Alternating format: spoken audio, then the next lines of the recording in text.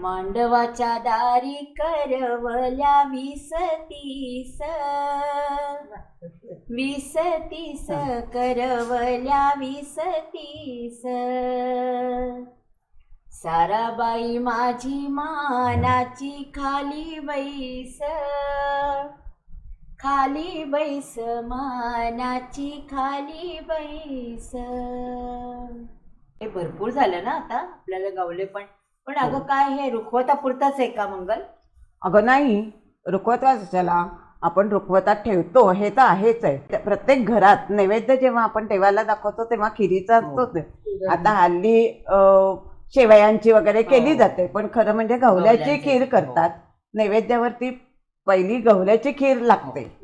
आणि याचा आणखीन एक पक्वान्न पण तयार करता येतं. हो, कसलं माहितीये का?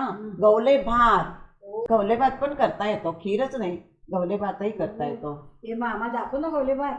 हो करूया करूया. आता हे झालं ना की आपण वाळवायचे गवले फक्त गवल्याचाच भात करायचा, बाकीचं नाही. गवले वाळवायचे, एक दिवस ऊन दाखवायचं आणि मग त्याचा भात करायचा. उन्हात वाळवायचं हे? हा, उन्हात वाळवायचं. एक ऊन द्यायला लागतं. टिकत असेल का? म्हणजे टिकण्यासाठी. म्हणजे आपण वर्षभराचा आता सणवार असतात, मग सणवारासाठी आपण गवले तयार करून ठेवतो ना, वर्षभर ते वापरता येतात खिरीसाठी नैवेद्याला.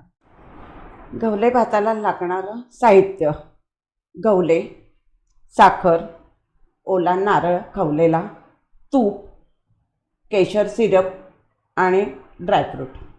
ड्रायफ्रुट्स आपल्या आवडीप्रमाणे. ओके. साखर जेवढ्याच तेवढी, म्हणजे साधारण अंदाज गोड कितपत लागेल त्याप्रमाणे घालायची आहे. वाटीभर गवले असतील तर वाटीभर साखर आणि वाटीभर नारळ. नारळ आणि साखर कमी जास्त थोडं चालू शकतं आपल्या चवीप्रमाणे. बरं, तर मग आता करूया गवले भात. हो चालेल.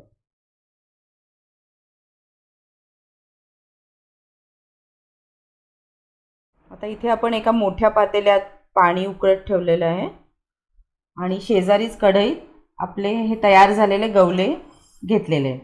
ते आता मंगलमावशी छान मंद ह्याच्यावर भाजून घे.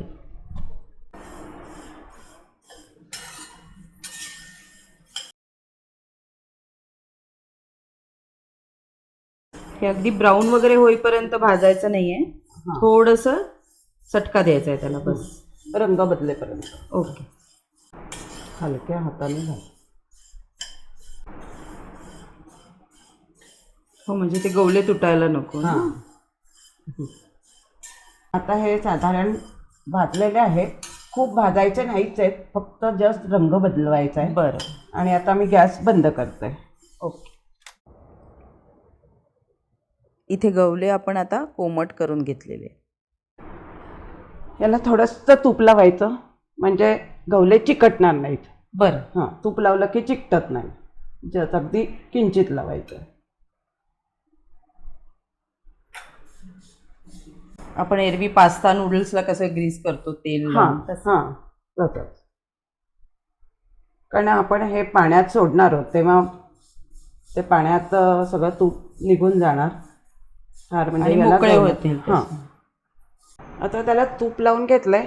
आपण एक स्वच्छ कापडामध्ये ते गवले घालणार आहोत आणि त्याची अगदी सैलसर पुरचुंडी करून ती आपण या उकळत्या पाण्यात सोडायची आहे. बरं.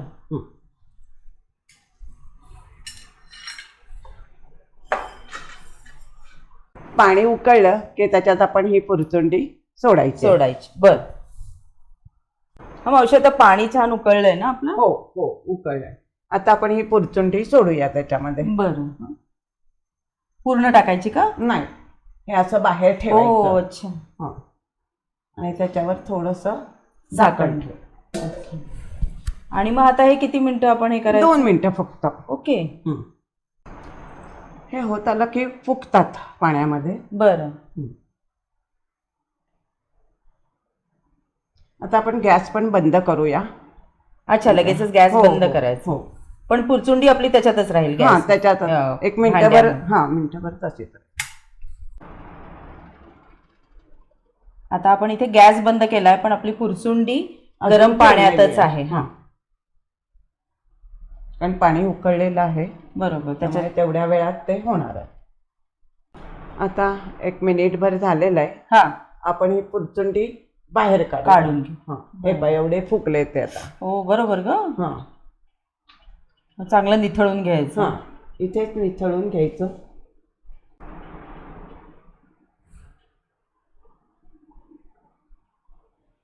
ताटलीत मोकळे करून घ्यायचे का ते? अरे वा, मस्त शिजले ग. हे बघ, वाव. आपल्या हे आता बासमती तांदूळासारखे दिसत. हो तेच ना.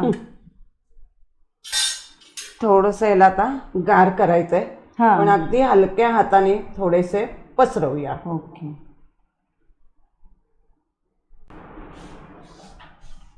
अगदी खरंच आपण जिरा राईस सारखी वगैरे मोकळा भात करतो ना, हा हा, तसंच वाटतं. तसंच. हो. आता तुम्ही बघाल तर हे आपले वाळलेले ओरिजिनल गवले असे होते आणि त्याचं आता छान फुलून भातासारखे झालेले आहेत. आणि माझ्या मते आपण आधी तूप लावून घेतल्यामुळे ते अगदी मोकळे मोकळे मोकळे झालेत. हा, गार झाल्यावर अजून मोकळे होतील तसे. आता आपण हे थंड करून घेऊया सगळे. चला आता गवले भात करायला घेऊया. आता 1-2 चमचे मोठे भरून तूप घालते मी. 2. याच्यात मगाशी सांगायचं राहिलं, लवंग आपल्याला लागणार आहे. 2-3 लवंगा याच्यामध्ये घालते. बरं. आणि आपल्याला हवे असतील तेवढे ड्रायफ्रूट. ओके. याच्यात बदाम, पिस्ते आणि काजू. ओके. ते थोडेसे याच्यावर परतून घ्यायचे तुपावर. हां, हे बघ छान लालसर झाले. झालं. आता आपण हे थंड झालेले गवले हां, थोडेसे याच्यात घालूया.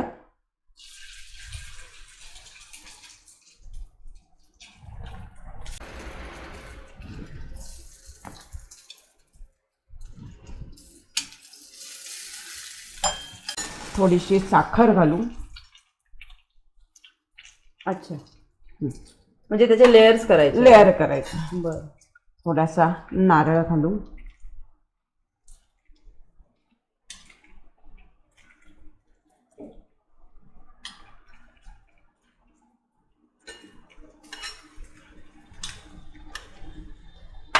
पुन्हा उरलेले हे गवले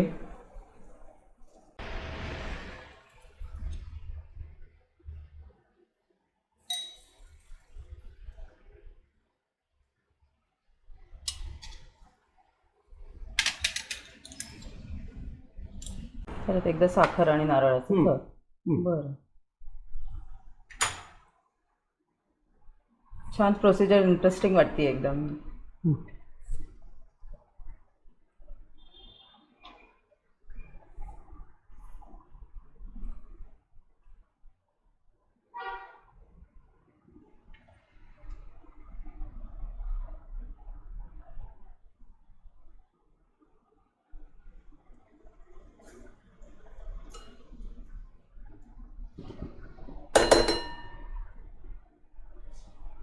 आता हे जरा मंद आचेवर थोडंसं ठेवूया. हां, मग हे झाकून ठेवायचं आहे आता? हां, झाकून ठेवायचं. थोडंसं झाकून ठेवूया आपण. बरं. मावशी किती मिनटं ठेवायचं आता? 5-1 मिनटं ठेवूया. ओके. 1-2 मिनटं आपण ठेवलेलं आहे. हां, आता आपण झाकण उघडून बघूया. थोडीशी वाफ आली, थोडंसं ढवळूया. साखरेचं थोडासा इलसरपणा आलेला आहे त्याला. हां. आणि आता आपण ह्याच्यावर केशर वेलची घालूया. अगदी नारळी भातासारखंच वाटतंय का मावशी? हो.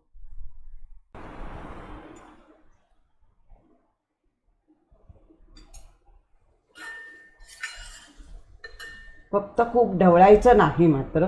हां, ते नाजूक असल्यामुळे मोडून हां. जातं. पुन्हा 5 मिनिटं झाकण ठेवून वाफ घेऊ. आपण आता 2 वाफा काढून घेतल्या झाकण ठेवून. हां, आता हे झालेलं असणार आहे. आपण उघडून बघू. मी गॅस बंद केलाय. बरं. आता उघडून पाहूया. वाव, मस्त झालंय. येस. आता हे बघू शकता. हे बघ, छान रंग पण सुंदर. आला हो, आहे. आणि मोकळा झाला एकदम. मोकळा पण झाला आहे हवा तसा. याच गवले भाताचा एक प्रकार करता येईल, आंबा घालून गवले भात.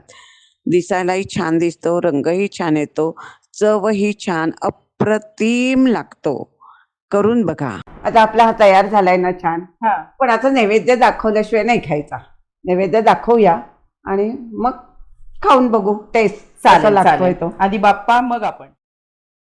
ओम प्राणाय स्वाहा, ओम अपानाय स्वाहा, ओम व्यानाय स्वाहा, ओम उदानाय स्वाहा, ओम समानाय स्वाहा, ओम ब्रह्मणे नमः. नैवेद्यं समर्पयामि.